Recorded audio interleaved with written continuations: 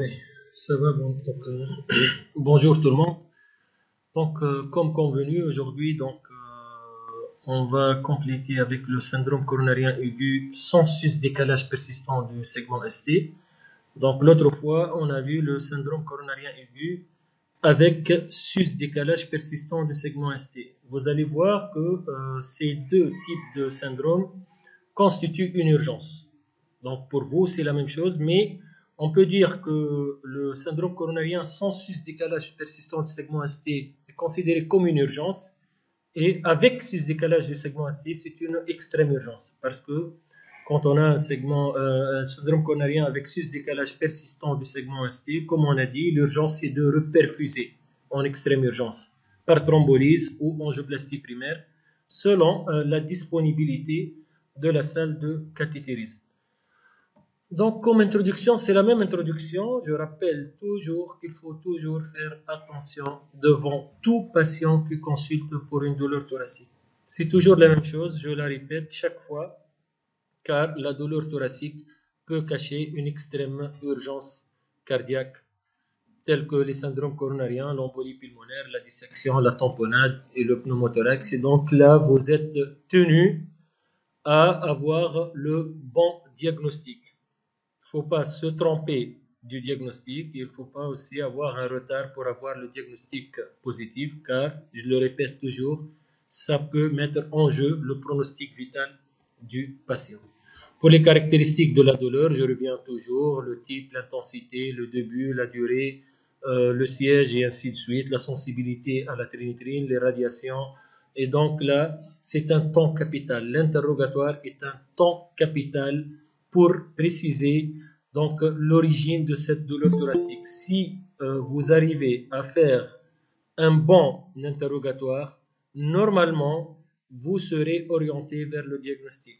Car théoriquement, chaque urgence a un type de douleur, sauf, comme je l'ai dit l'autre fois, il y a une catégorie de patients qui peuvent se présenter avec une douleur atypique, et dans ce cas, il faut faire attention. Essentiellement les sujets âgés, les diabétiques, les femmes, les patients de sexe féminin et aussi parfois les insuffisants rénaux chroniques. Donc, je le répète toujours, il ne faut pas passer à côté d'une urgence cardiaque en cas d'une douleur thoracique. Je rappelle aussi la douleur thoracique angineuse, c'est-à-dire d'origine coronaire, qui peut refléter un syndrome coronarien aigu. Elle est souvent donc rétrosternale ou précordiale, parfois épigastrique. Et comme je l'ai dit l'autre fois, il faut faire attention chez les patients qui vous consultent pour une douleur épigastrique. La pratique d'un ECG est systématique chez cette catégorie de patients. Donc, n'hésitez pas à faire un ECG chez chaque patient qui consulte pour une douleur épigastrique, surtout si ce patient est connu avoir des facteurs de risque cardiovasculaires. Donc, c'est une douleur souvent rétrosternale, type brûlure. Elle est radiée au membre sub-gauche et mâchoire. Et elle peut être associée à des sueurs et des nausées. Là, vous voyez, la pratique de l'ECG est systématique devant toute douleur épigastrique chez un patient ayant des facteurs de risque cardiovasculaire. Un petit rappel anatomique, je rappelle toujours qu'on a trois artères coronaires, l'IVA, qui est l'artère de la vie, la circonflexe et la coronaire droite. Je rappelle que généralement, si on a un problème avec l'IVA, ce sont des modifications dans les territoires antérieurs, c'est-à-dire de V1 à V6. Si on a la droite, c'est essentiellement l'inférieur, D2, D3 et AVF. Et la circonflexe, dans 20% des cas, ça peut être l'inférieur, mais aussi le basal et le latéral. Donc là, c'est à peu près juste un petit rappel anatomique. Pour la cascade ischémique, je rappelle toujours, donc là, j'ai dit l'autre fois que ça commence par une conséquence métabolique, après les conséquences hémodynamiques, et après on aura le sujet, les modifications électriques à le sujet, et après survient la douleur thoracique. Ça sous-entend, si vous faites un ECG percritique, c'est-à-dire au moment de la douleur thoracique, normalement, si cette douleur est d'origine coronaire, normalement, il doit y avoir des modifications électriques type trouble de la repolarisation, c'est-à-dire modification du segment ST et ou lande T. Si le sujet est fait en intercritique, c'est-à-dire, par exemple, le patient a eu un épisode douloureux de 10 à 15 minutes chez lui, et le temps qu'il a consulté, cette douleur a disparu. Donc, dans ce cas, on est sorti de cette cascade ischémique et le sujet peut être normal. Et là, donc, faites attention, un ECG intercritique normal n'élimine pas une ischémie myocardique. Ça, c'est le plus important. D'autres fois, quand on a vu avec le syndrome coronarien aigu avec sus-décalage persistant du segment ST, donc le patient, il est algique. S'il y a un ST+, le patient doit être algique parce que c'est une douleur qui est supérieure à 20 minutes. Donc, normalement, obligatoirement, s'il s'agit d'un syndrome coronarien aigu ST+, le sujet doit être pathologique, c'est-à-dire le sus-décalage du ST avec le miroir ou bloc de branche gauche ou bloc de branche droite. Ça, c'est le ST+, parce que c'est une douleur prolongée. Par contre, on va voir après pour l'ST- ou sans sus-décalage persistant du segment ST, c'est une douleur thoracique qui est inférieure à 20 minutes. Donc, dans ce cas, le patient peut être non-algique. Il peut avoir une douleur de durée 10 à 15 minutes et quand il vous consulte, il n'est plus algique. Vous faites le sujet peut être normal. Ceci n'élimine pas donc un syndrome coronarien aigu. Donc ça, c'est un message très très important. Faites attention quand vous faites un sujet intercritique et lorsque ce sujet est normal, ceci n'élimine pas un syndrome coronarien aigu. Là, cette diapositive, donc, juste pour rappeler les principaux facteurs de risque cardiovasculaire chez ces patients coronariens, donc essentiellement le tabac, l'HTA, le diabète, l'hypercholestérolémie, l'hérédité coronaire, la sédentarité, ainsi de suite. Chez ce type de patients, on cherche des insuffisances coronaires. Là aussi, je rappelle cette plaque d'athérosclérose avec la chape fibreuse et le noyau lipidique, et on a dit l'autre fois que cette plaque peut être stable. Et dans ce cas, elle est responsable d'encore d'efforts stables, qui n'est pas une urgence. On va voir après de quoi il s'agit. Sinon, elle peut être instable, et dans ce cas, elle peut se rompre, et c'est dans ce cas qu'on peut avoir un syndrome coronarien aigu qui est une extrême urgence. Si le thrombus va être totalement occlusif, c'est le syndrome coronarien aigu ST+, ou avec sus-décalage persistant de ST. Et si le thrombus n'est pas totalement occlusif ou partiellement occlusif, dans ce cas, on parle du syndrome coronarien aigu ST- ou du syndrome coronarien aigu sans sus-décalage persistant du segment ST. Vous voyez donc dans cette diapositive, dans ce cas, donc le thrombus n'est pas occlusif, c'est le syndrome coronarien aigu ST-. Mais ceci représente une urgence car à tout moment, ça peut évoluer vers un ST+. C'est pour ça que le syndrome coronarien aigu ST- est une urgence. Mais comme vous voyez dans les deux figures, dans l'ST+, c'est une artère totalement occluse. Donc là, l'objectif, c'est de reperfuser cette artère, que ce soit par thrombolyse ou par angioplastie primaire. Mais dans le syndrome coronarien aigu ST-, comme vous voyez, donc l'artère n'est pas occluse. Et donc là, l'urgence, ce n'est pas de reperfuser l'artère, car l'artère, elle est reperfusée. Donc, on ne va pas faire d'angioplastie primaire ou de thrombolyse en cas de syndrome coronarien aigu ST-. On va voir après la conduite à faire. Donc, chaque fois que vous avez un patient qui consulte pour une douleur thoracique angineuse, là, je parle de la douleur thoracique d'allure angineuse, parce qu'on peut avoir une douleur thoracique qui évoque une dissection d'aorte, qui peut évoquer une embolie, ça peut évoquer un pneumothorax, on s'en fout. Là, je précise bien, quand vous avez la consultation, un patient qui consulte pour une douleur, il vous dit j'ai une douleur rétrosternale type brûlure qui irradie membre sup et qui a des facteurs de risque, surtout. Hein. On ne va pas parler là d'un sujet qui a 20 ans et il va vous décrire une douleur angineuse, non. Normalement, ce sont des patients qui ont des facteurs de risque, qui viennent pour une douleur angineuse. Vous avez soit un angor d'effort stable, qui n'est pas une urgence, soit un syndrome coronarien aigu, et dans ce cas, ça peut être soit un ST-, c'est-à-dire sans sus-décalage persistant de ST, ou un ST+. Donc, au final, vous pouvez avoir 3 diagnostics, pas plus. Et bien sûr, 2 constituent une urgence, qui sont les syndromes coronariens ST- et ST+, et dans ce cas, vous êtes tenu à transférer le patient par un transport médicalisé au service de cardiologie en unité de soins intensifs. Et l'autre longueur d'effort stable, et donc dans ce cas, vous allez adresser votre patient en consultation. Ce n'est pas une urgence, mais il faut bien faire l'interrogatoire, on va voir la différence. D'accord? Donc là, par exemple, je commence par longueur d'effort stable. comme on l'a dit pour la physiopathologie, c'est une plaque qui est stable. Et c'est un patient qui se plaint d'angor uniquement à l'effort. Il n'a jamais d'angor de repos.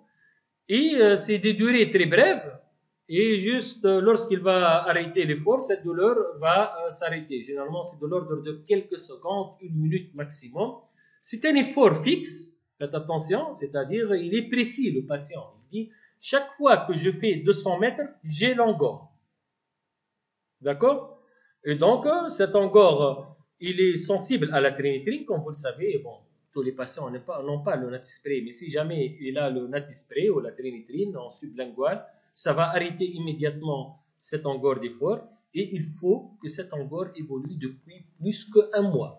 Car si ça évolue en moins d'un mois, ça devient un angor instable et donc là, ça devient un syndrome coronarien aigu.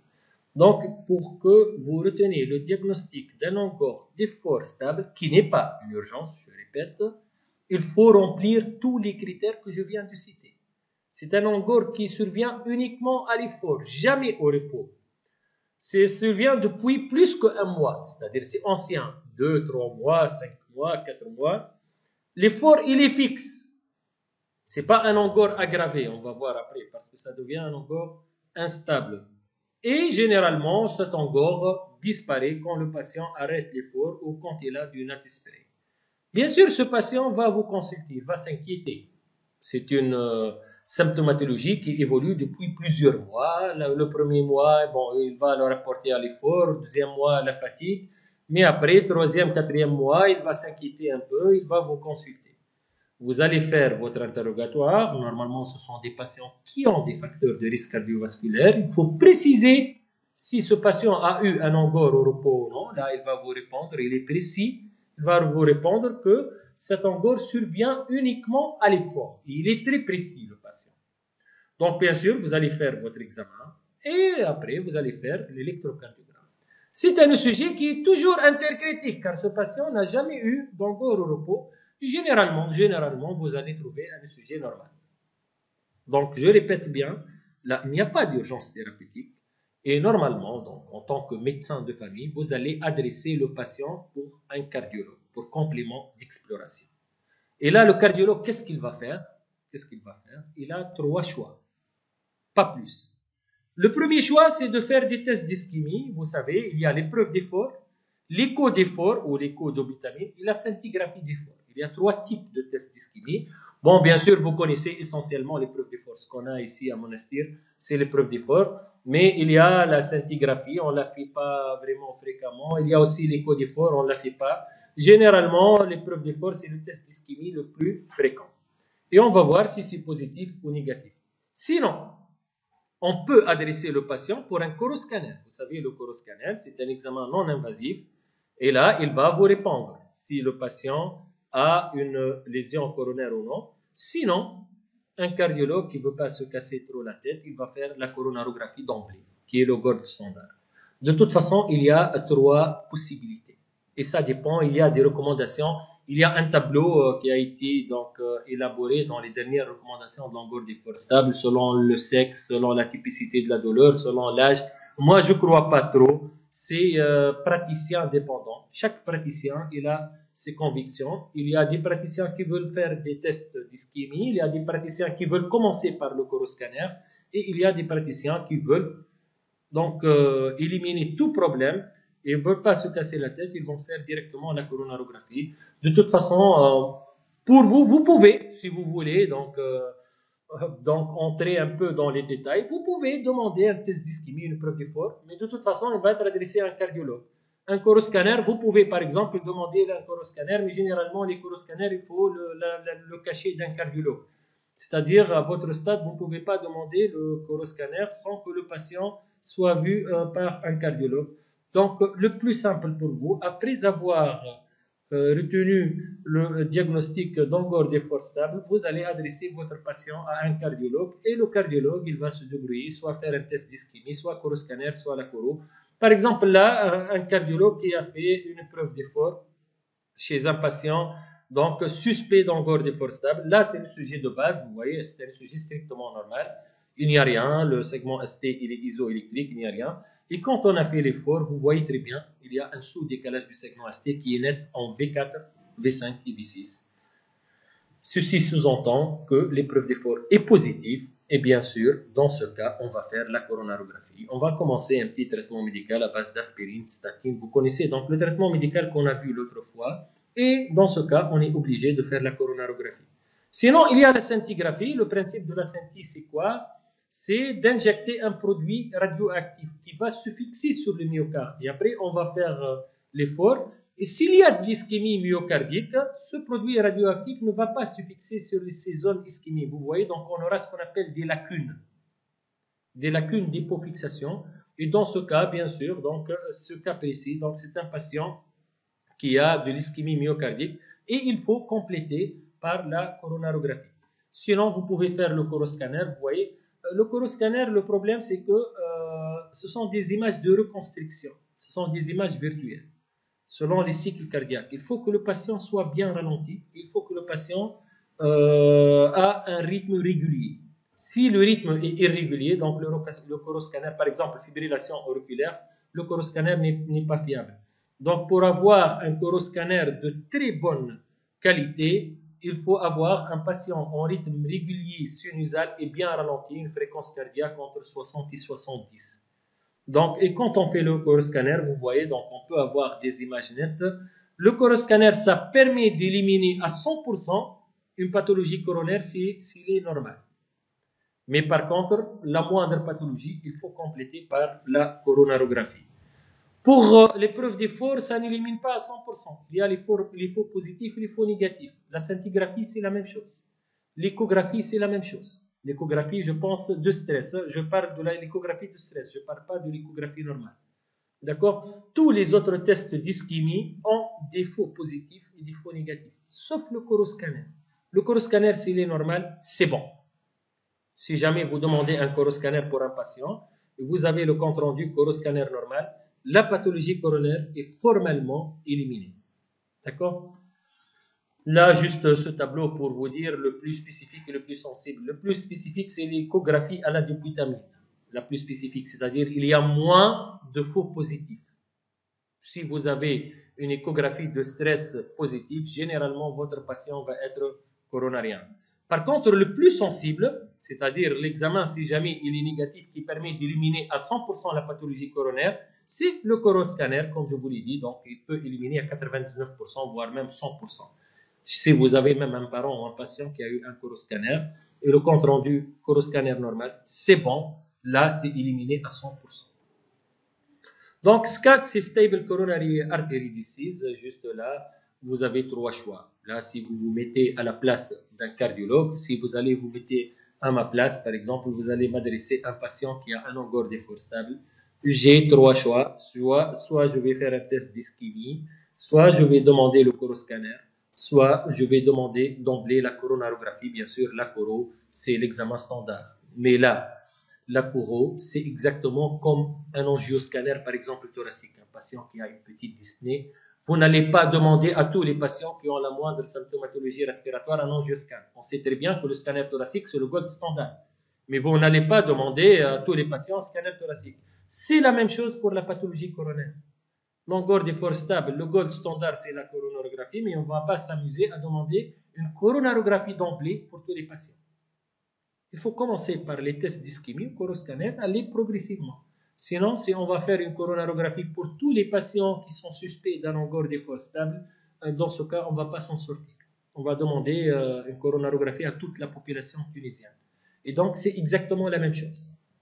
Pour un patient chez qui il a une symptomatologie respiratoire, vous allez commencer par l'examen, vous allez faire la radiographie de thorax, vous allez ausculter. Si jamais vous suspectez un truc donc qui n'est pas clair à la radiographie, dans ce cas, vous allez aller à l'angioscanner.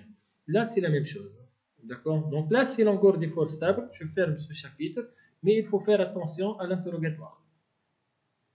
Ce n'est pas une urgence, mais il faut que le patient soit précis. Il faut que vous soyez sûr que cette douleur survient uniquement à l'effort.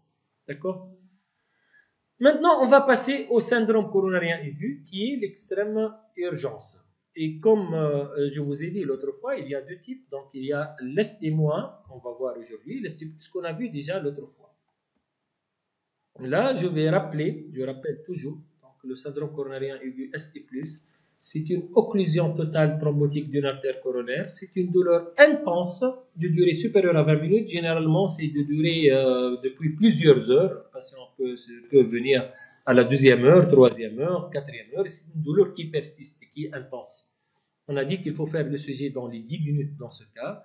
Vous allez trouver le sus-décalage persistant du segment ST dans un territoire systématisé avec le miroir dans le territoire opposé, ou un bloc de branche gauche complet, ou un bloc de branche droit complet, présumé récent.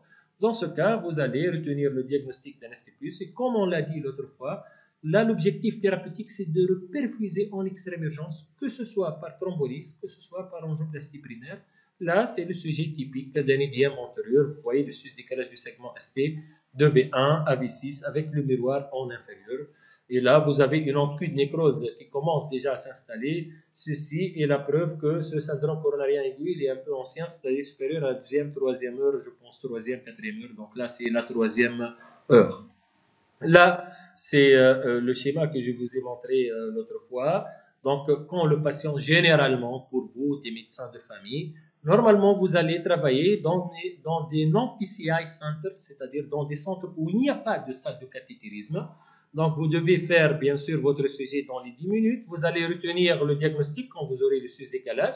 Et là, vous allez vous poser la question, est-ce que le patient peut arriver en moins de 2 heures, oui ou non, à la salle de cathétérisme? S'il peut arriver par le SMUR, bien sûr, il faut appeler le SMUR. S'il peut arriver en moins de 2 heures, vous allez indiquer l'angioplastie primaire. C'est-à-dire vous n'allez pas thromboliser. Ici, là, il ne va pas arriver en moins de 2 heures. Vous allez thromboliser. Et comme je vous ai dit l'autre fois, peut-être maintenant avec la médecine de famille en tant que spécialité, avec des gens qui sont compétents maintenant, qui ont les compétences dans les différentes spécialités, normalement, vous aurez le droit, et ça serait de votre responsabilité, de thromboliser ces patients. Il ne faut pas attendre les SMUR. Parce que jusqu'à ce jour, en 2020, quand on a un ST+, à Jamel ou à Qasralel ou Moknin, je dis n'importe quoi, il faut attendre le SMUR pour thromboliser le patient. Normalement, vous savez très bien que le délai de thrombolyse, c'est 10 minutes. On précise très bien. Vous voyez, donc là, c'est 10 minutes. Du moment où vous avez fait le diagnostic d'ST+, il faut thromboliser dans les 10 minutes.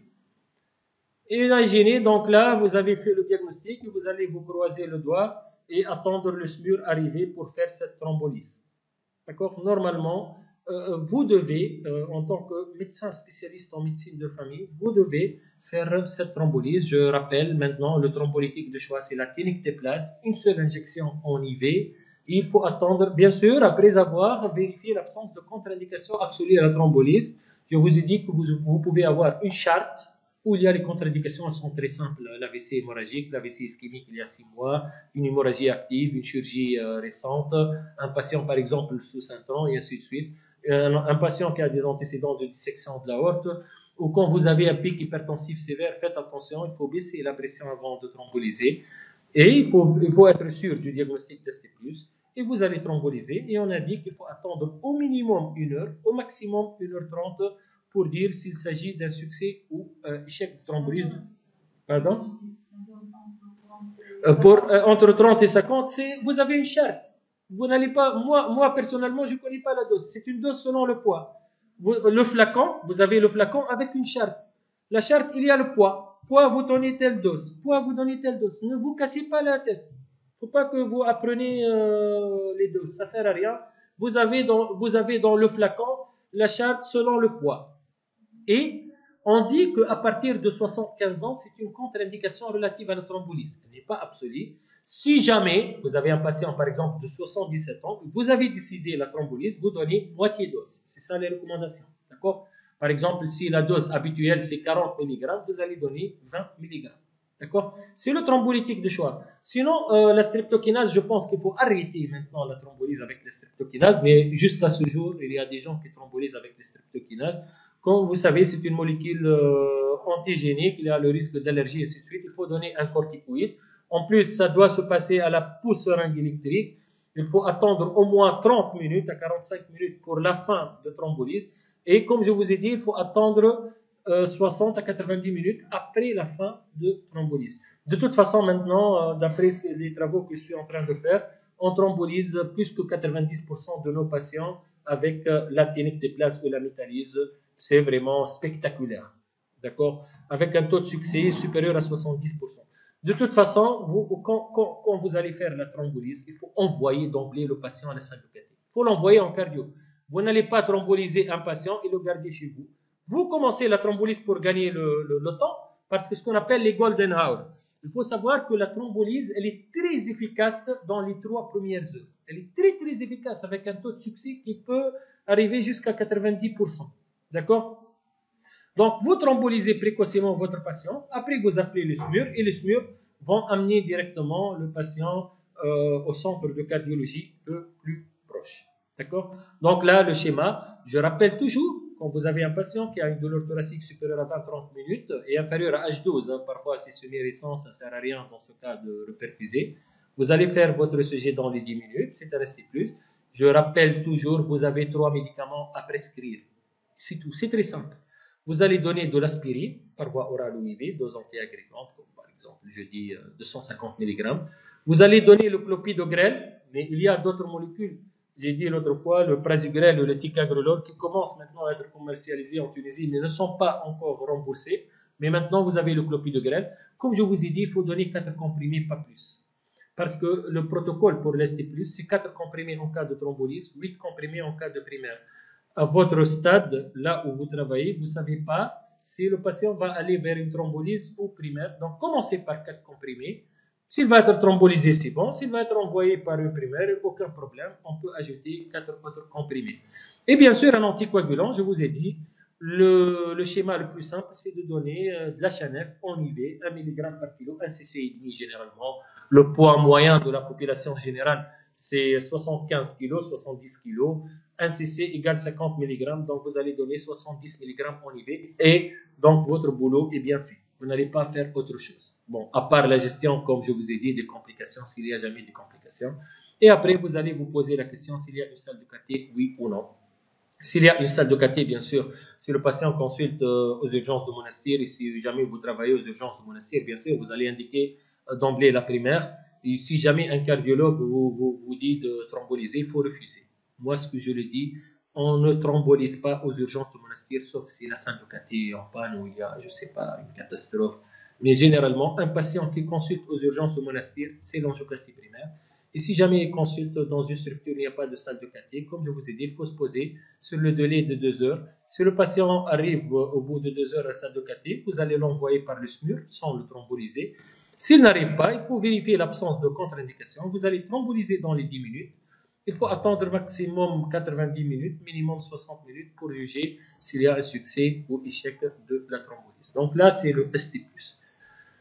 Maintenant, je reviens à l'estimant. Vous allez voir, c'est typiquement la même chose. La seule chose qui va changer, c'est qu'il n'y a pas de reperfusion en urgence. Il n'y a pas de thrombolyse dans ce cas. D'accord? C'est très simple. Si je reviens, vous allez vous arrêter là, à ce stade. Et c'est tout. Vous allez donner de l'aspirine, du clopidogrel, un anticoagulant. Vous allez appeler le SMUR pour transférer le patient à un service de cardiologie. Donc, tout le reste, non. Pour l'estimant, on ne va pas se poser la question de la reperfusion en urgence, puisque l'artère, elle est déjà reperfusée. Donc, c'est quoi le ST-? On l'appelle ST- en sens du décalage persistant de ST. Donc, on a dit, c'est une plaque d'athérosclérose vulnérable ou instable, mais qui n'est pas occlusive. Ça donne généralement une douleur thoracique angeineuse, mais de durée inférieure à 20 minutes. On n'a pas d'ST- avec une douleur supérieure à 20 minutes. C'est le patient, il est chez lui au repos et il a brutalement cette douleur thoracique et qui va s'estomper au bout de 10 à 15 minutes généralement. Et bien sûr, il va s'inquiéter généralement, il va venir vous consulter. Généralement, vous allez trouver un patient non algique, généralement. Mais vous pouvez tomber sur un patient qui est algique à ce moment, c'est-à-dire récidive de la douleur. Donc, généralement, vous allez faire le sujet, bien sûr, dans les 10 minutes. Et sur ce sujet, vous pouvez tout avoir. Vous pouvez avoir un sujet normal qui n'élimine pas, comme je vous ai expliqué. Un sujet intercritique normal n'élimine pas un syndrome coronarien aigu. Vous pouvez avoir tous les aspects, sauf un sus-décalage persistant de ST. Car si vous avez un sus-décalage persistant de ST, c'est un ST+. En dehors de ça, vous pouvez tout avoir. On va voir après les aspects électriques qu'on peut avoir. L'objectif thérapeutique, bien sûr, dans ce cas, c'est pas de le perfuser en urgence, c'est au contraire de stabiliser cette plaque pour qu'elle n'évolue pas vers l'occlusion totale.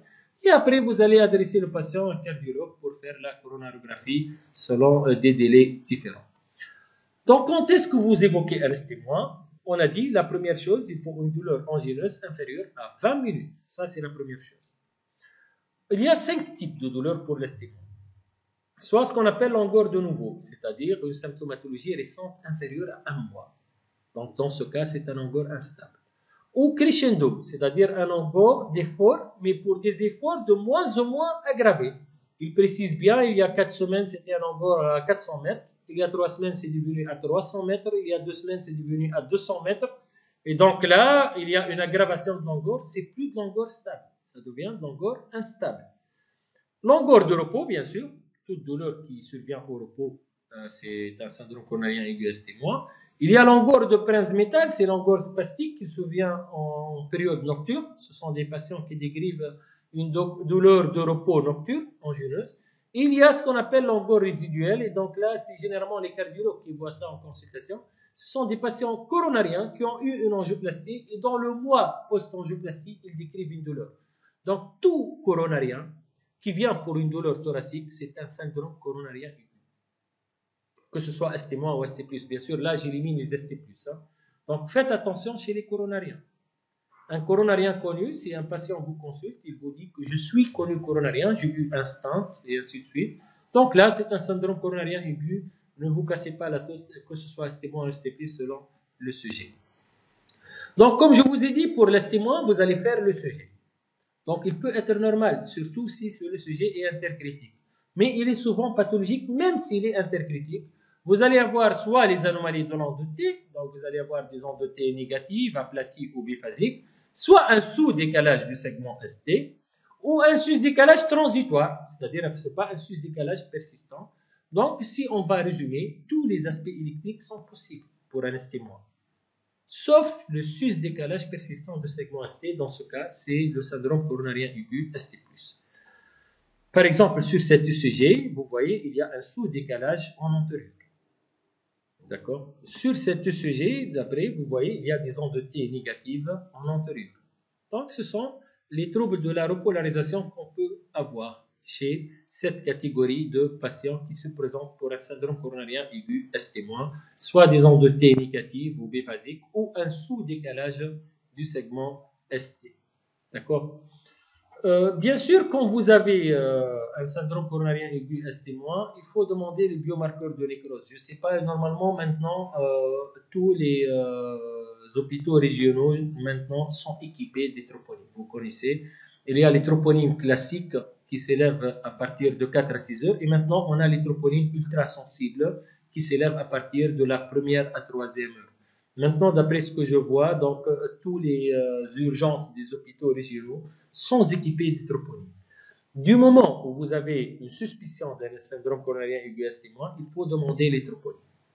Tout en sachant que ces troponines peuvent être positives, et dans ce cas, on parle de syndrome coronarien aigu ST-, troponine positive, ou ce qu'on appelle IDM sans onde de Q. Et ces troponines peuvent être négatives, là, vous êtes un peu rassuré. Ça n'élimine pas le syndrome coronarien aigu, mais vous êtes un peu rassuré. On l'appelle angor instable, mais ça reste un syndrome coronarien aigu. Dans les deux cas de figure, il faut adresser le patient au service donc, de cardiologie. D'accord? Vous allez vous me demander pourquoi les troponines peuvent être positives pour un syndrome coronarien aigu ST- alors qu'il n'y a pas de nécrose. C'est ce qu'on appelle de la nécrose sous-endocardique. Ce n'est pas de la nécrose transmurale. Pour l'ST+, c'est la nécrose transmurale qui intéresse toute la paroi. Par contre, l'ST-, quand il est sévère, il peut être associé à une nécrose sous-endocardique qui n'est pas totale. Et dans ce cas, vous pouvez avoir les troponines qui sont positives. Donc, et si vous avez bien sûr le premier point de troponine négative, vous savez qu'il faut faire le deuxième point. Pour les troponines classiques, il faut les faire après 6 heures, 4 à 6 heures. Pour les ultrasensibles, vous pouvez les refaire après 1 à 3 heures.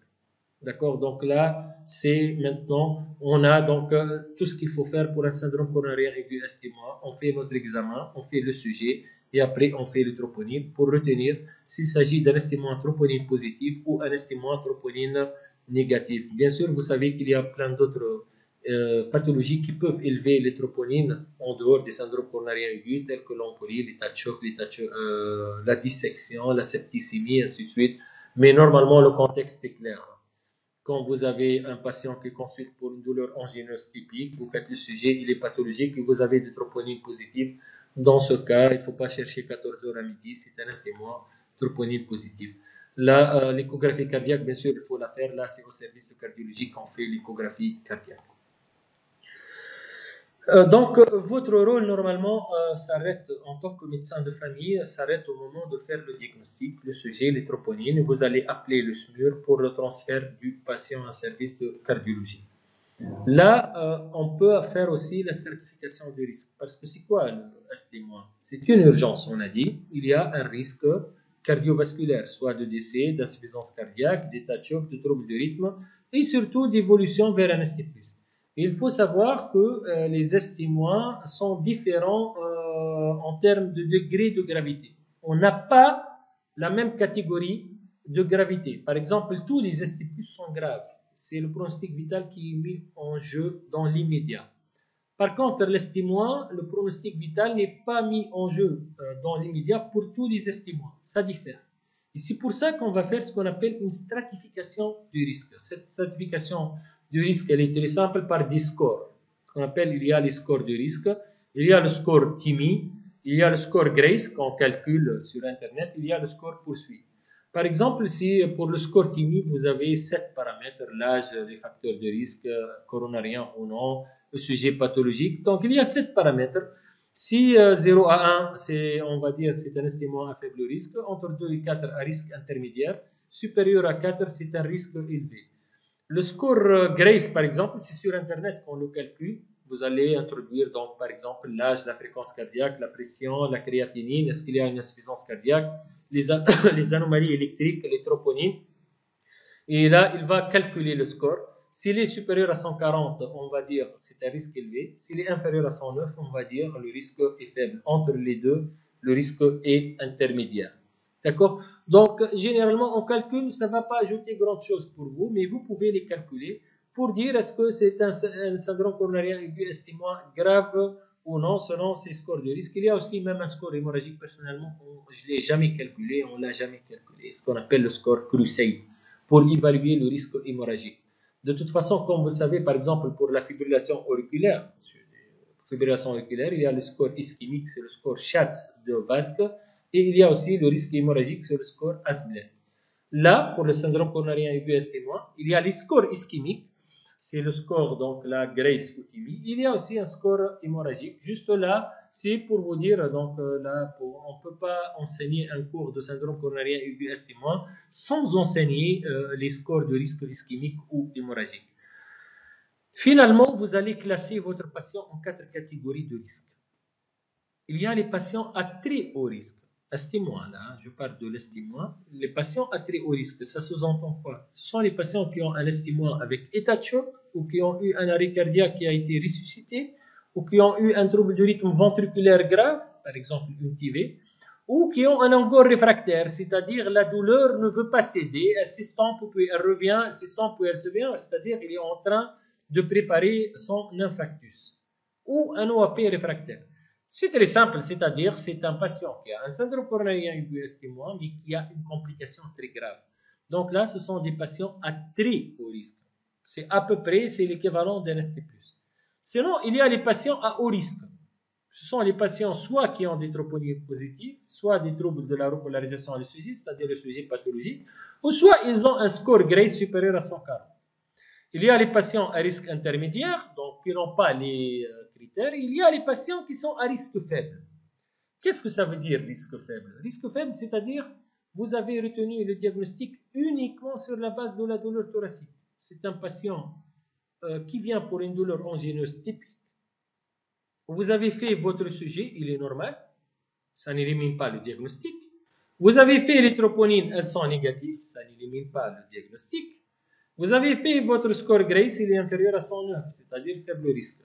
Dans ce cas, vous êtes un peu rassuré chez cette catégorie de patients. Vous pouvez, entre guillemets, les considérer comme un encore d'effort stable. C'est vrai, c'est un syndrome coronarien aigu. L'idéal, c'est de les envoyer au service de cardiologie, mais vous êtes au moins rassuré.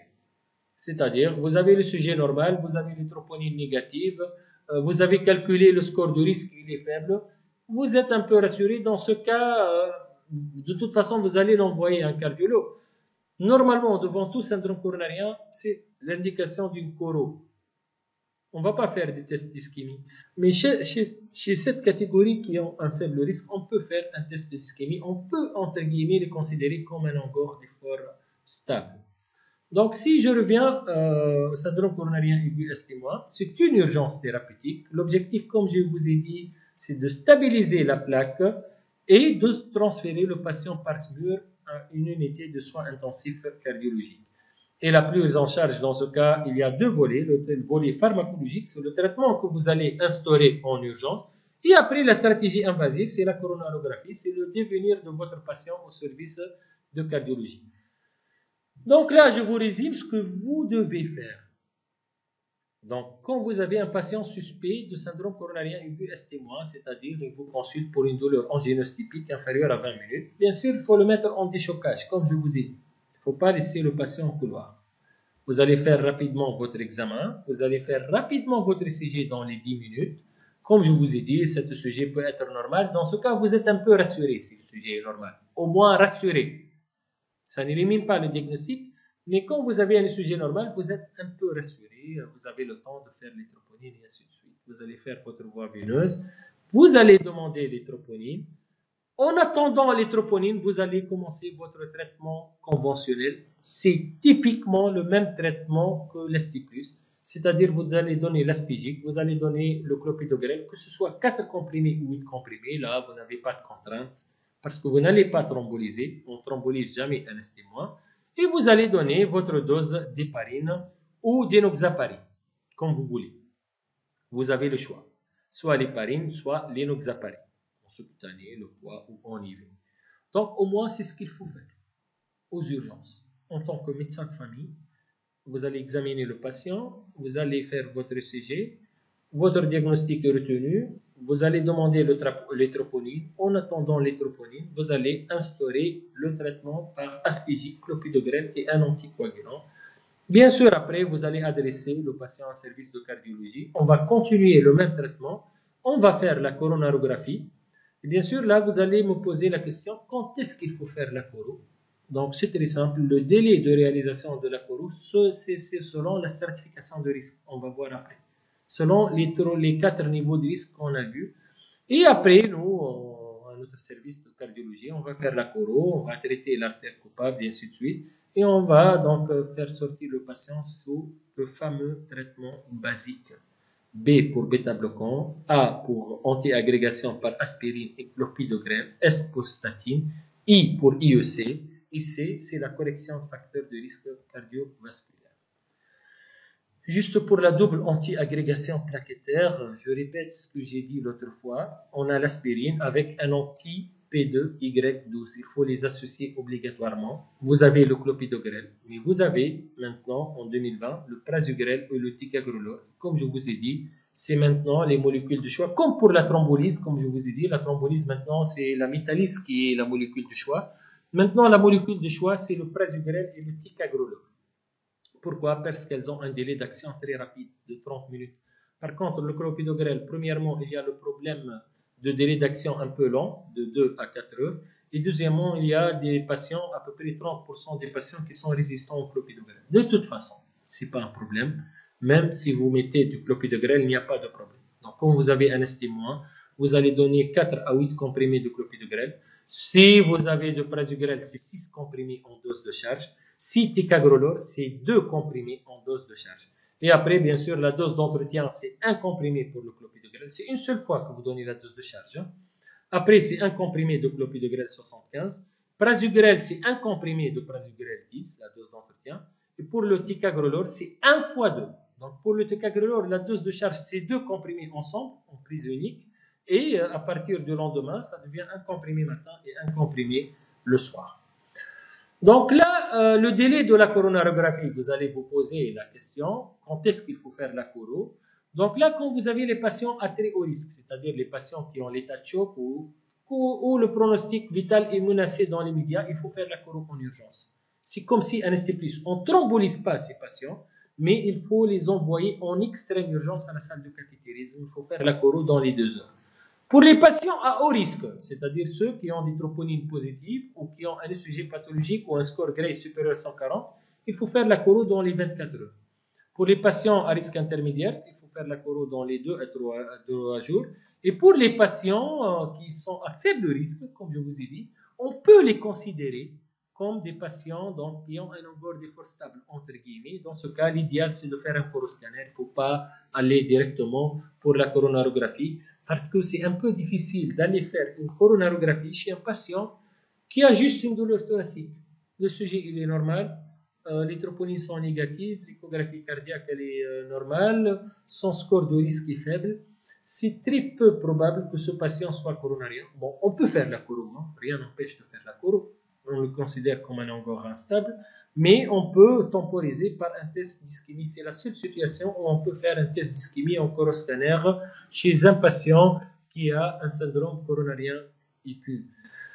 Donc là, juste, c'est la diapositive qui illustre ce que je viens de dire. Donc quand vous avez un patient à très haut risque, il faut faire immédiatement la coro, mais pas de thrombolyse pour l'estimoine. Haut risque dans les 24 heures, risque intermédiaire dans les 72 heures. Et quand vous avez un faible risque, on peut envisager une stratégie non invasive, c'est-à-dire un coro scanner. Là, je vous montre donc l'exemple. Vous voyez la coro, là c'est Livia. Vous voyez, c'est l'exemple d'une patiente qui a une sténose serrée de l'IVIA. Elle est là. Vous voyez, l'IVIA, elle est perméable. C'est pour ça, ce n'est pas un ST+. Si c'était un ST+, cette artère serait occluse à ce niveau. Donc, vous avez une sténose critique. On va faire l'angioplastie. Vous voyez, donc là, c'est le stent gonflé au niveau de la sténose. Et là, c'est le résultat final. Vous voyez, c'est très joli. Il n'y a plus de sténose. Donc, ça, c'est les patients qui consultent généralement pour un ST-. Ce sont des patients qui ont une sténose coronaire critique, mais l'artère, elle est ouverte. Et c'est pour ça, l'indication, ce n'est pas de le perfuser en extrême urgence. Donc, je reviens toujours. Donc, l'estimoine, quand vous êtes devant un syndrome coronarien aigu estimoine, c'est une urgence thérapeutique. L'objectif, c'est de stabiliser la plaque. Donc, vous mettez le patient en déchocage. Mais là, je vous dis ce qu'on va faire en USIC, ce qu'on fait en USIC. On va maintenir généralement l'anticoagulation 24 heures après la revascularisation. On donne généralement du Levinox 3x2. C'est ça, si le patient pèse 60 kg, on lui donne donc le Levinox 0,6x2. Sinon, s'il est insuffisant rénal ou il a un problème avec les HPPM, on donne donc l'héparine standard à la pousse seringue électrique. On ajoute donc la double anti-agrégation plaquettaire par aspirine et un inhibiteur P2Y12, généralement c'est le clopidogrel. Et donc vous savez que le clopidogrel, on va le garder pendant 1 an. C'est 12 mois généralement la durée arbitraire. On va donner donc le traitement basique, on va donner un IEC, quel que soit le niveau de pression artérielle. Et là, l'objectif, comme vous voyez, donc normalement, vous allez, on va vous enseigner donc l'hypertension artérielle. Maintenant, c'est l'objectif de la pression, c'est inférieur à 13,8 en 2020. Donc, quand vous donnez un IEC, que ce soit hypertendu ou non hypertendu, l'objectif, c'est de baisser la pression entre 12 et 13 de systolique et 7 ou 8 de diastolique.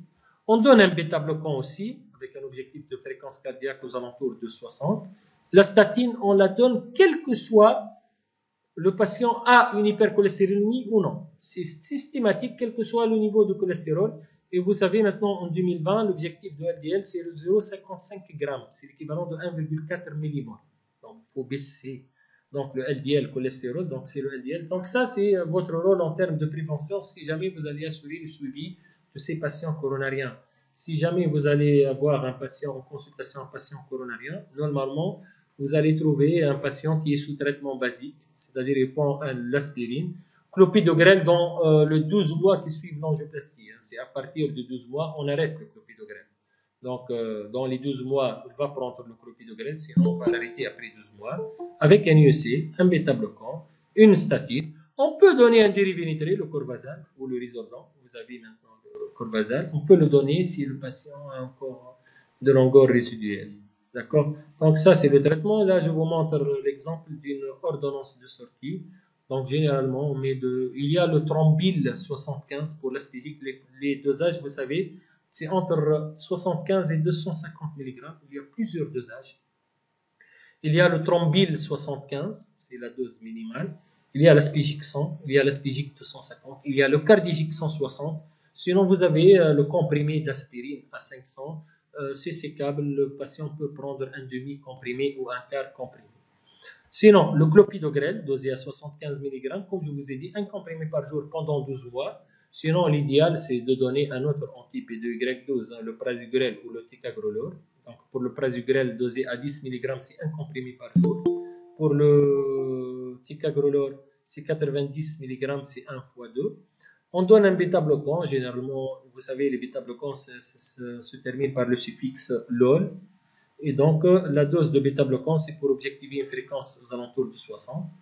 Un IEC qui se termine par PRI ou ARA2, comme vous voulez. Vous savez maintenant les problèmes des IEC avec la toux sèche, mais vous pouvez donner aussi un ARA2. L'objectif, c'est une tension inférieure à 13,8. Et pour les statines, vous savez, il y a deux maintenant molécules, on va dire, stars. Donc là, vous avez soit l'atorvastatine, c'est le Taor, l'Ator, ainsi de suite. Donc le nom commercial, c'est l'atorvastatine. Vous savez, pour l'atorvastatine, il y a le 10, le 20, le 40 et le 80. Bien sûr, pour les syndromes coronariens aigus, on donne que le 40 ou 80. Généralement, c'est 40. On ne donne pas de 10 et de 20 pour les syndromes coronariens aigus pour l'atorvastatine. Sinon, l'autre molécule, c'est la rosuvastatine. La rosuvastatine, il y a le 5, le 10 et le 20. On donne pour les coronariens le 10 et le 20. Vous avez le choix, bien sûr. Vous n'êtes pas obligé de donner la dose maximale. Vous pouvez donner soit le 10 ou le 20 pour la rosuvastatine, soit le 40 ou 80 pour l'atorvastatine. Vous savez, le problème avec les statines, c'est les crampes musculaires et la cytolyse hépatique. Donc, on surveille si vous avez un patient qui est sous statine et qui décrit des crampes musculaires, il faut doser les CPK. Si ces CPK sont supérieurs à 3 fois la normale, il faut arrêter donc, cette statine. Ou si vous avez une cytolyse supérieure 3 fois la normale, il faut aussi arrêter cette atorvastatine et après peut-être on change de statine, on change de molécule ou dans ce cas on peut diminuer la dose. Pour l'IEC, vous savez le problème avec les IEC c'est essentiellement la toux sèche, c'est essentiellement ça, mais ça peut donner une insuffisance rénale aiguë aussi. Pour les bêta-bloquants, à part les troubles de conduction et les bradycardies, vous savez, le problème majeur, c'est l'impuissance sexuelle. Donc, pour l'aspirine et le clopidogrel, c'est essentiellement la toxicité digestive. Il faut faire attention. Et donc, c'est pour ça, le traitement optionnel, on ajoute un IPP ou une famotidine. Donc, essentiellement un IPP. Maintenant, c'est devenu systématique, l'IPP. Ce n'est pas un traitement optionnel. D'accord? Pour le suivi clinique, généralement, pour tout patient qui a eu un syndrome coronarien, une fois il a eu son angioplastie coronaire, on le voit après un mois, après l'événement, et après on le voit tous les 3 mois. Donc, si jamais ce patient va être suivi chez vous, donc dans votre interrogatoire, il faut toujours demander au patient s'il a encore de l'angor ou non. S'il a arrêté de fumer, donc là c'est obligatoire, le sevrage, maintenant vous êtes impliqué dans ce sevrage tabagique, vous pouvez vous-même donc indiquer ce sevrage tabagique, vous allez vous poser la question sur la dysfonction érectile et donc là vous n'allez pas vous poser la question au patient, c'est le patient qui va vous le demander immédiatement, hein. C'est le problème majeur de ces coronariens, la qualité de vie, l'activité physique. Est-ce qu'il y a des crampes musculaires? L'examen physique, bien sûr, vous allez faire un examen physique. On ne peut pas faire un suivi d'un coronarien sans ECG. Il faut faire le suivi systématiquement pour évaluer cette fréquence cardiaque. Est-ce qu'il y a des modifications électriques? Le bilan biologique, il faut le faire au moins une fois par an, au moins. Donc, le bilan lipidique pour voir s'il y a donc l'objectif donc de cet LDL cholestérol inférieur à 1,4 mmol. S'il est diabétique, bien sûr, hémoglobine glyquée avec un objectif inférieur à 7%. On peut suivre les statines par les CPK et les transaminases. La fonction rénale ionogramme si le patient est sous IEC. Sinon, après, c'est le sort du cardiologue pour le reste. Hein. Généralement, ce sont des patients qui sont suivis par des cardiologues, mais ils peuvent débarquer chez vous pour un problème X. Vous pouvez avoir un coronarien qui consulte pour une angine ou qui consulte pour un autre problème. Donc, vous pouvez, donc certainement, vous allez vérifier s'il prend son traitement ou non. Donc là, maintenant, on va conclure. Donc, comme je vous ai dit, donc, un patient coronarien, s'il est coronarien ou il consulte pour une pathologie coronarienne, il y a 3 diagnostics. Il n'y a pas autre chose. Soit il s'agit d'un angor d'effort sautable, soit un ST-, soit un ST+.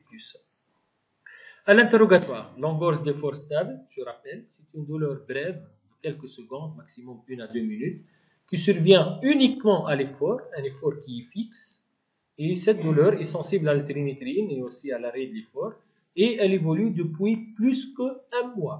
Elle est ancienne. Pour l'estimois, comme je vous ai dit, c'est une douleur inférieure à 20 minutes, souvent de repos. Il y a 5 types, soit repos, soit résiduel, crescendo, aggravé. Donc là, ce sont les types. Donc c'est généralement une douleur inférieure à 20 minutes. Et elle est souvent sensible à la trinitrine. Hein.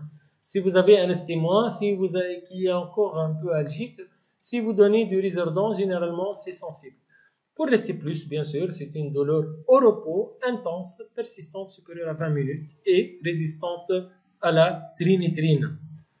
Le sujet pour l'angor d'effort stable, il est toujours intercritique parce que c'est un patient qui n'a jamais d'angor de repos et il est souvent normal. Pour l'ST-, le sujet peut être inter- ou percritique.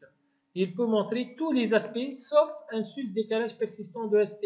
Ceci sous-entend, pour l'ST-, vous pouvez avoir un sujet intercritique normal et ça n'élimine pas le diagnostic. Comme vous pouvez avoir un sous-décalage ST, des ondes T négatives et ainsi de suite.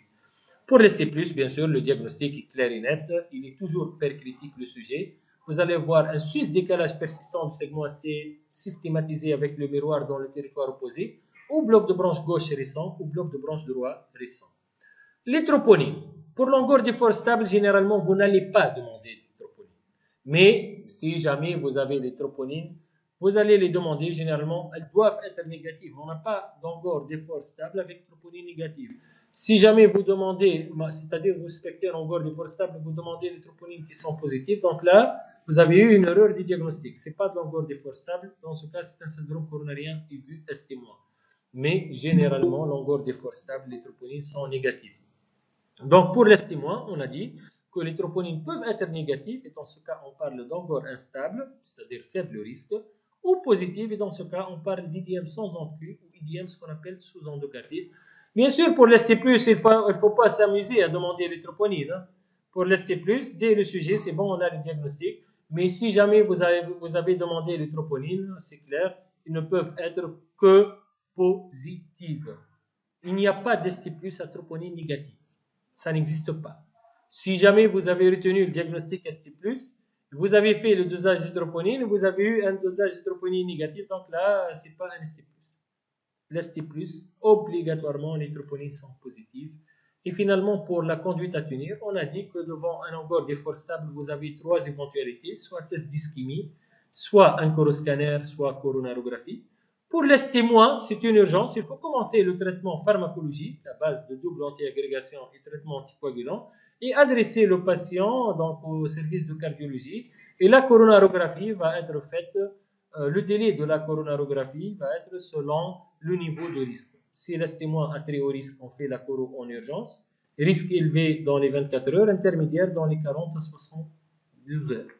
Sinon, pour l'ST+, bien sûr, c'est la reperfusion en urgence par angioplastie primaire ou thrombolyse. Et je vous remercie, je ne sais pas si vous avez des questions. Et je vous remercie, je ne sais pas si vous avez des questions. في الphase aiguë, قدر l'objectif d'attention. On a vu en urgence, d'accord. Donc c'est Souha. Donc votre collègue donc Souha m'a posé la question suivante. À la phase aiguë, donc بالعربي c'est combien l'objectif tensionnel à la phase aiguë et qu'est-ce qu'on donne en urgence. D'accord. Donc, généralement, à la phase aiguë, comme je vous ai dit, l'objectif tensionnel, c'est aux alentours de 13.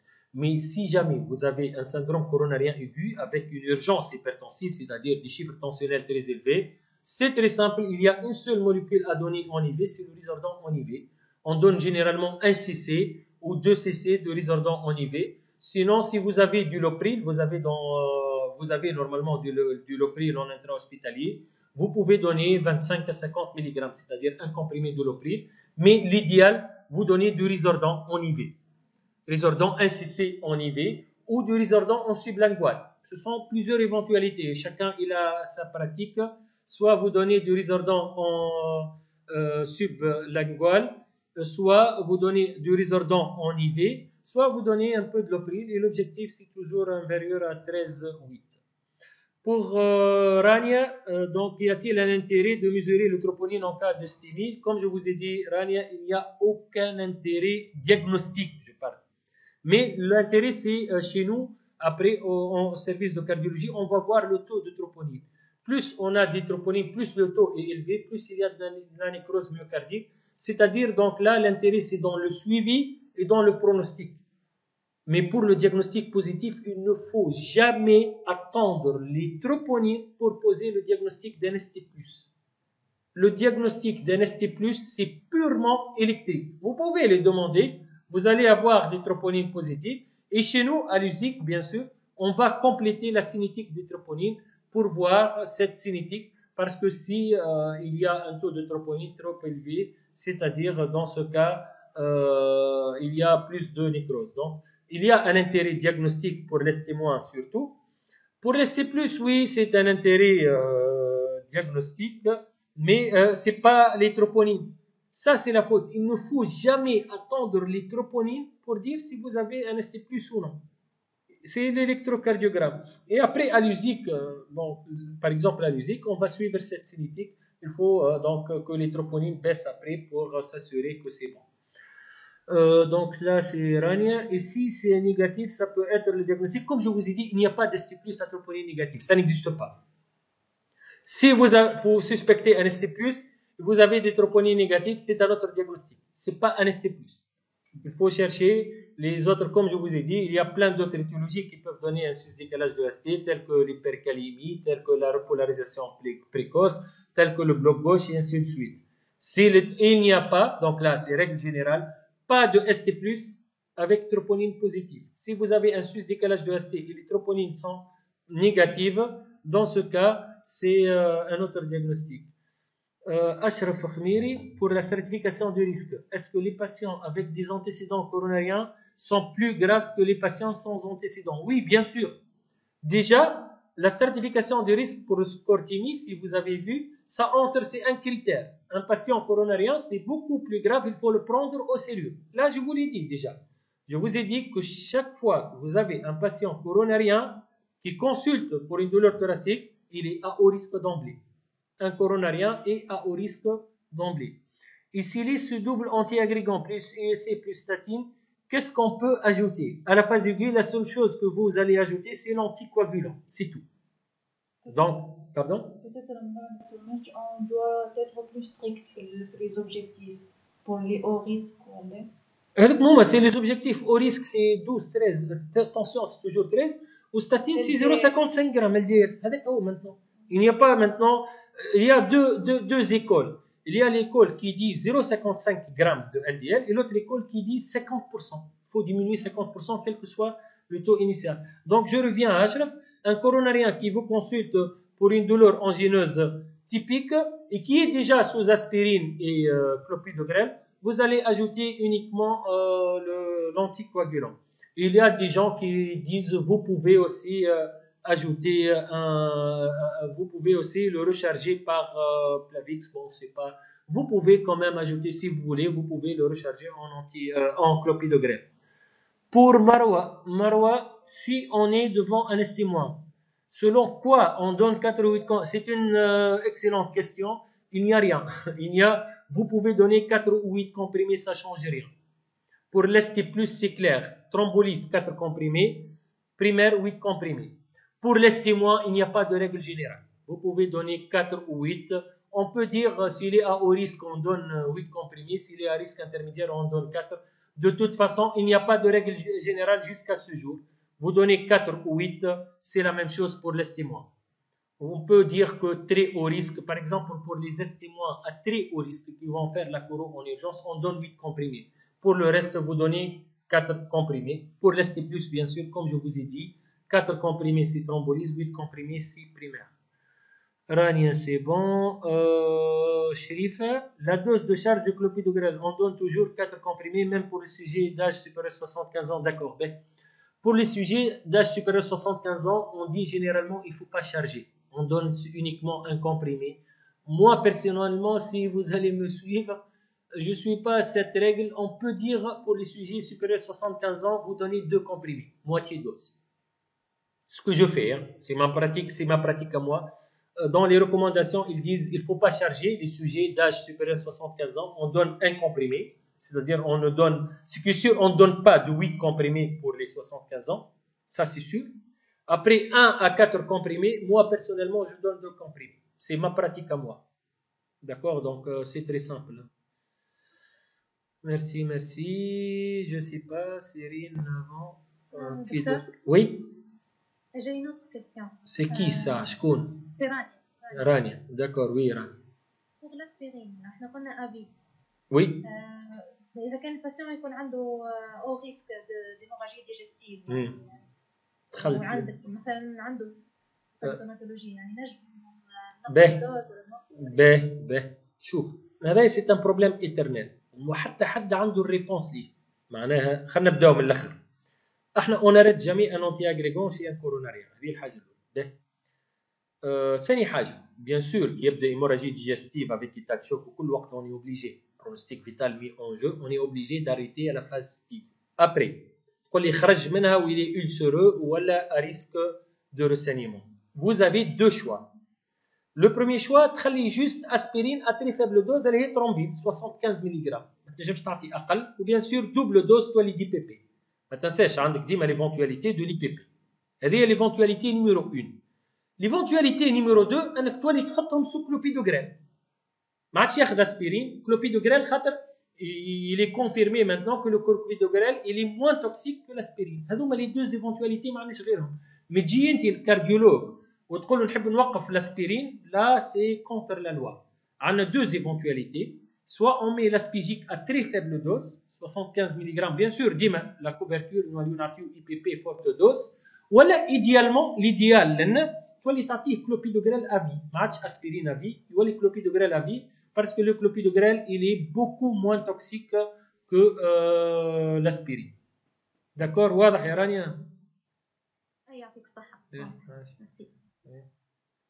دونك هذه راهي سي اون كيستيون تري ديفيسيل ولا واحد يجاوبك عليها سي ان بروبليم ايترنيل احنا بيدنا نجتهدوا هكا هو ان باسيون كي ا ان ulcère غراف وكل بون الجاسترولوج يقول لك يلزمك توقف الاسبرين وانا كارديولوج نقول له نوقف له الاسبرين يفا ترومبوزي سون ستان الجاسترولوج يقول لك سينون باش يموت لي بهيموراجي ديجستيف وانا نقول له سينون باش يموت لي بانفاكتوس و بون جينيرالمون كيما قلت لكم لا ريغل دو جو سي نوقفوا اون دون سوا لا دوز مينيمال داسبرين soit la clopidogrel. Pour Nisrine Sharfeddin, si je me trompe, vous avez parlé de ST+, transitoire lors d'estimant non ST+.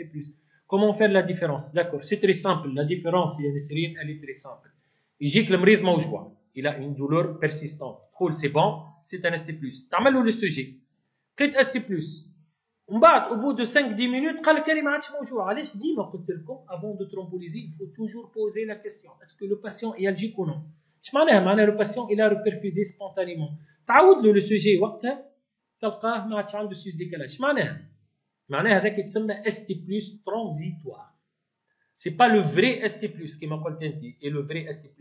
le vrai ST+ هو le patient qui est toujours algique et qui garde toujours le sus décalage du ST. Sinon, parfois, il نجم يجيك المريض الجيك تعمل له لو سوجي سي بون اس تي بلس لو طون اللي انت تخمم بريمير ولا ترومبوليز ولا حاجه يقول لك سي بون لا دولور تنحات كومبليتمون. اش معناها الى روبيرفيزي سبونتانيمون. تعود له وقتها لو سوجي تلقاه تنحى كومبليتمون لو سوس ديكالاج. وقتها صاي ما عادش ان اس تي بلس ما عادش ترومبوليزي ما عادش تنديكي لونجيوبلاستي بريمير. شنو يتسمى وقتها؟ يتسمى اس تي بلس transitoire ولا un ST- sans sus décalage persistant du segment ST. وعلاش في الديفينيسيون هو ديجا تاع ST+ c'est quoi النوميناسيون كان شفتوا le titre sus décalage persistant de ST. il faut que ça persiste. parfois فما دي مالاد في ساعه يتنحى sus décalage يولي transitoire وقتها يدخل في الكاتيجوري de ST-. C'est bon, Nesrina? Bien, d'accord. Donc, c'est la symptomatologie qui prime. Oui, c'est la symptomatologie qui prime, bien sûr. هو راهو الديagnostic كيما قلت لكم. كان تتذكروا بديت البريزونطاسيون بالفيزيوباثولوجي وبالانتروغاتوار. قلت لكم الانتروغاتوار سي ان طون كابيتال. ديجا من الانتروغاتوار نتاعك تعرف مريضك اس تي موان ولا اس تي بلس ولا اونكور دي فور ستابل. مازلت في الانتروغاتوار. باسيون يعيط بالوجيعه وانت مازلت ما عملتش لو سوجي تعرف روحك كي باش تعمل لو سوجي باش تلقى سوس ديكالاج. باسيون يقول لك راهو عندي 15 مينوت وراني مانيش الجيك تو كل تعرف روحك ماكش باش تلقى سوس ديكالاج. باسيون il te décrit uniquement de longueur d'effort stable تعرف روحك جينيرالمون باش تلقى ان ECG qui est normal. راهو سي لا كلينيك سي لا كلينيك ديما نقولها انا كلمتي لا كلينيك ني جامي ترومبوز. ما نجمش واحد نون الجيك وتخمم في اس تي بلس سوف سي فما entre guillemets ce qu'on appelle l'ischémie silencieuse. هذيك اللي نحكيو عليها chez les patients diabétiques ou les sujets âgés ou ainsi de suite. Avec c'est une autre catégorie. نجم يجيك sujet âgé ما تفهم منه حتى شيء لا توتالجي il ne te décrit rien تعمل لو سوجي تلقى سوس ديكالاج. ولا ديابيتيك يجيك pour vomissement تعمل لو سوجي. علاش نقول لكم les diabétiques faites attention symptomatologie digestive chez des diabétiques il faut faire le sujet. D'accord. En dehors de cette catégorie de patients, la clinique n'est jamais trompeuse. Diagnostic يبدا واضح.